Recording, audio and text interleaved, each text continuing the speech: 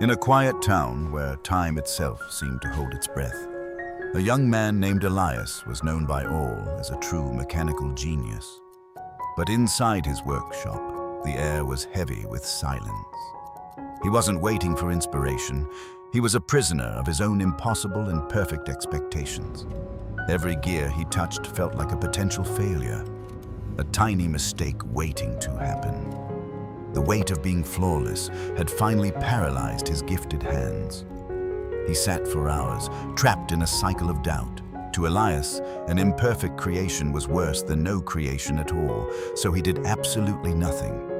He was like a boat lost at sea, drifting without a compass. Fear had stolen his purpose, leaving him stranded in a fog of his own making. He remembered his father's voice, cold and demanding. Perfection is the only standard, Elias had been told, and anything less than that is a total disgrace. The fear of failure is a silent thief. It whispers that if you cannot achieve perfection, you should not even bother to try at all today. Elias had become a master of nothing, haunted by the ghost of a standard that no human being could ever hope to reach or maintain forever. The chains of expectation were heavy, binding his creativity and his spirit. He was a captive in a prison built from his own desire for flawlessness.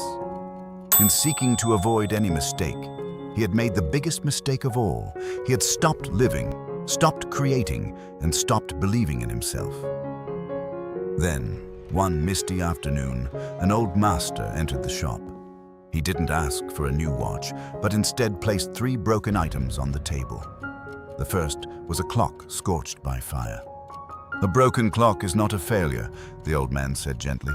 "It is just a story waiting."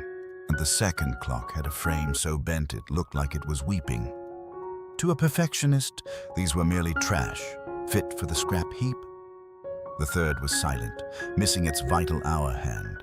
The old man smiled and whispered, "Don't fix how they look, Elias. Just find their heartbeat."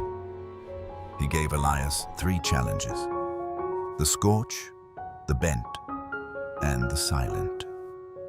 These were machines that would force Elias to face his deepest, darkest fears. For the first time in years, Elias picked up his tools. He decided to stop hiding from the flaws and started looking for the hidden potential. He used the art of kintsugi, filling the scorched scars with liquid gold. He wasn't hiding the damage, he was highlighting the history of the piece.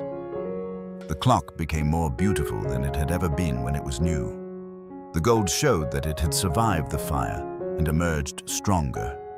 Next, he worked on the bent frame.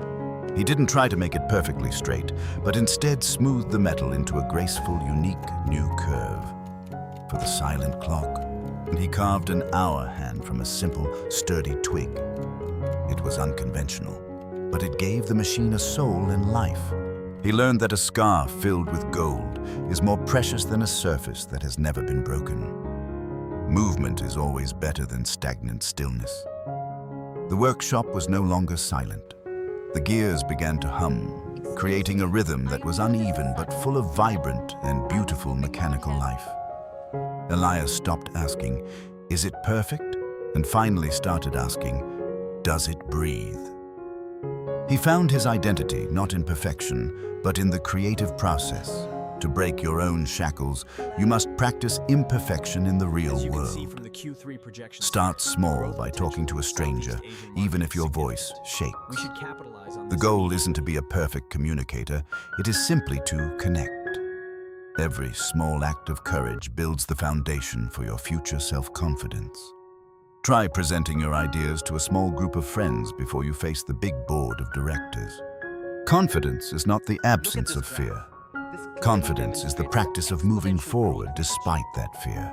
It is the willingness to be seen as you are, flaws and all, without shame. Learn to laugh when you make a mistake. It is the ultimate superpower. Once you accept your imperfections, no one can use them against you anymore. Elias stood in the doorway as the sun broke through the mist. His identity was no longer tied to being flawless, but to being truly human. Go out there and be beautifully imperfect. Your time is now.